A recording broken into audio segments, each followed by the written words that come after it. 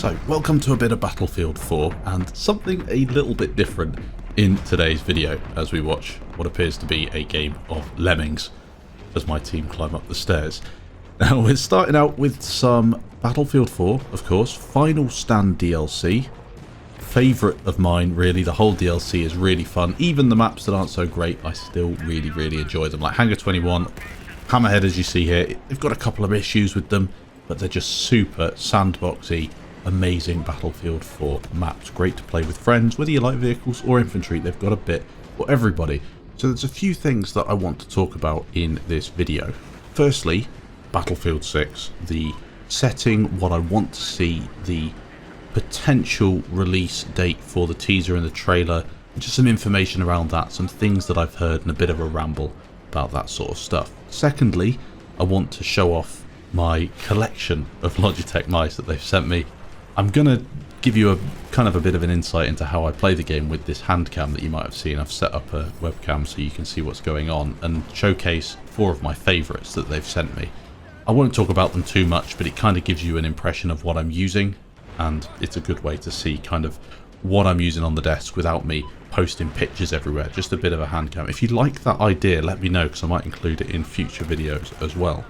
I'll also talk about the potential remakes we might see in the next Battlefield game, what maps I think have a high chance of returning, and then a couple of other things in the video as well. As I said, a bit of a ramble. I do these occasionally, once every couple of months, where I just talk about what's on my mind and give you a bit of Battlefield footage in the process. Now, for me, accuracy in BF4 is kind of important. Do you ever get that feeling where you go back to a game you haven't played in a while, and Battlefield 4 I haven't played in a long time, you go back and you just feel rusty?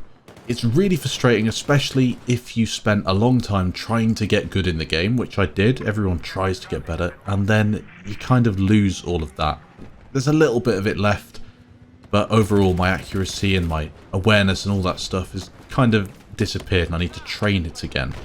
In Battlefield 6, when it eventually comes out, my prediction, hopefully, and fingers crossed, I really do want this to happen, I think it will be like Final Stand, the DLC, not the Battlefield 5 thing that I've never actually played. This is the environment I think we'll be in. Modern, but with a little twist, so it's kind of slightly futuristic, maybe like an Area 51 kind of feeling, so things that aren't really known, but are fairly familiar, if you see what I mean. So this is like a Russian underground lab, and you get to see kind of Soviet Union style secret projects, but all the weapons we recognise in Battlefield 4. It's like modern military, but with that little twist to it. That's what I'm hoping to see in Battlefield 6. You'll also notice in this video that we play a bit of Caspian Border. That's another thing we will get to talk about. What maps will they remake in Battlefield 6? Because some are definitely coming back. They always do this, even in Battlefield 5, which is a World War II game. They brought back a few maps. We saw a different twist on Operation Metro, and of course we saw Wake Island, which was a map that's been remade in many Battlefields. Not a favourite of mine, but I know a lot of people do enjoy it. Would we see a couple of these maps come back? Caspian Border being one, as you'll see in a second, that I definitely expect to return. It's such a classic map. Taking off from the base at the start and driving towards the flags with jets flying over you, helicopters going over your shoulder, tanks driving past you, maybe you're sitting on top of a buggy watching it all go past.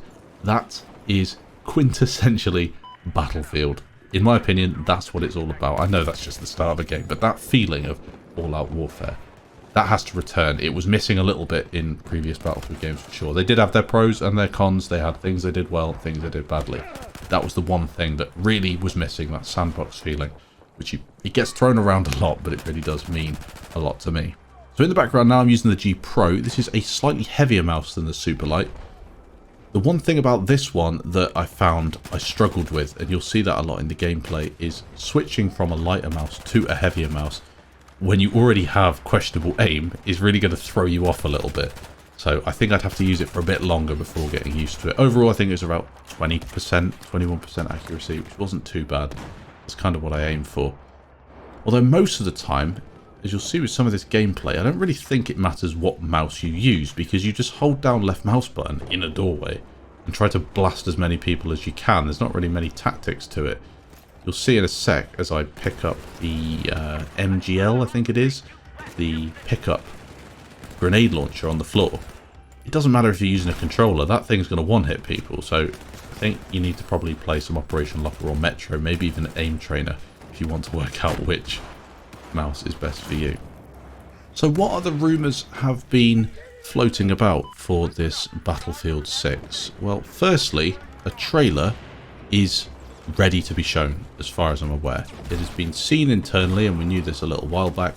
It is ready to be shown. It's potentially already uploaded somewhere. I doubt they'd upload it to YouTube in case it was kind of grabbed, as some people do. They hack in and find things if you put them on the internet, so it's probably held internally. That trailer for BF6, that teaser, whatever it is that they're planning to reveal, is apparently ready to go. That's exciting. Unfortunately, DICE have a track record over previous years of releasing content that probably isn't what people want, and maybe changing things that really don't need changing and prioritising the wrong thing. Think TTK 2.0, maybe the original Battlefield 5 trailer. These things are just not what people want. This is a positive and a negative thing, I suppose. One, you can't do that many bad things and see the results of them and then think, well, we'll continue doing it. No one can be that stupid. They'll definitely think, well, we need changes. There have been changes as far as I'm aware, and there'll be some different ideas and a different approach. What it does tell you, though, is that DICE are capable of messing things up. As good as some games have been, they have had some stinkers as well. EA as well, connected to a lot of things like microtransactions and games that just weren't fit for purpose, like Anthem. Potentially incredible ideas that were just never realised. That kind of places a bit of a shadow over all of Battlefield 6, and it leaves me a little bit apprehensive to what we will receive. If I'm kind of dreaming, though, with what I would love to see, the teaser comes out and it shows a soldier, US soldier, whatever it is, with maybe a bit of smoke behind him, and he's walking through the smoke holding a certain weapon, certain kit that identifies that soldier, so you know what you're dealing with there. That's all you really need for the teaser. Then you can say, well, the setting is going to be set in, I don't know, 2025 or 2030. You can kind of tell from what he's wearing, maybe a couple of bits of kit that are futuristic or something, slightly, different to what you'd expect. Then maybe with the teaser you could also potentially see a location. So you could work out maybe from a road sign or something where it's going to be located. A lot of people are saying Kazakhstan. That is something else that's come out recently. It's going to be in that part of the world. But we will see. The hype builds, the game comes out, and everybody starts playing it like crazy. And it will hopefully be the first Battlefield game since BF4 that I get excited to play after work. It's a weird thing to say, but many people will sympathise with me here. When's the last game, or at least Battlefield game, that you got excited to play after school or after work?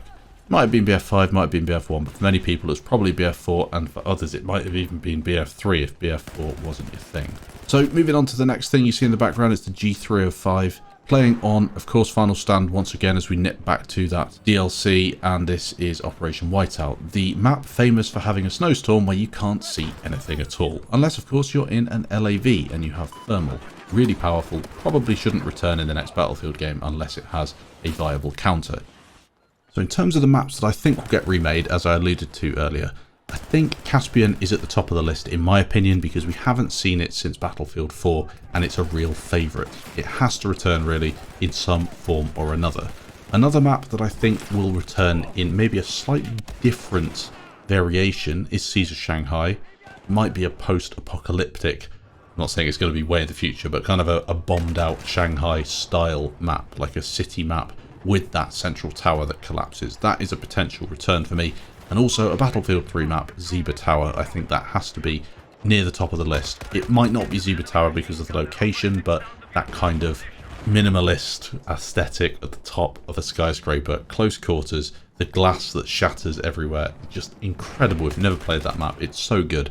And maybe a close quarters DLC could return with the likes of Operation 925 and Donya Fortress and Scrap Metal. These styles of maps, I think they're definitely at the top of the list. Two other major contenders, Operation Locker, Metro. Metro will probably be there as a DLC or a remake of some kind, a reimagined Metro.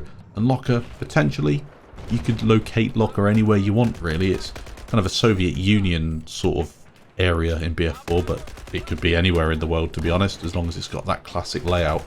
people will play it instant hit, and that's probably a very easy way to get people to get interested in the game if it came out as a DLC or a map further down the line. So thanks for watching this video. It's a bit of a different one, a bit of a ramble, as I get some things that I've been thinking about just out there for you to listen to. Hopefully you enjoyed some of the gameplay. This is kind of a starting point for using that hand cam. You might see it in some future videos as well. Not just for reviews, but also just to showcase kind of what I'm doing in Battlefield. It gives you a bit more of an insight into how I play the game. Thanks for watching. Leave your comments down below, and I'll catch you in the next video.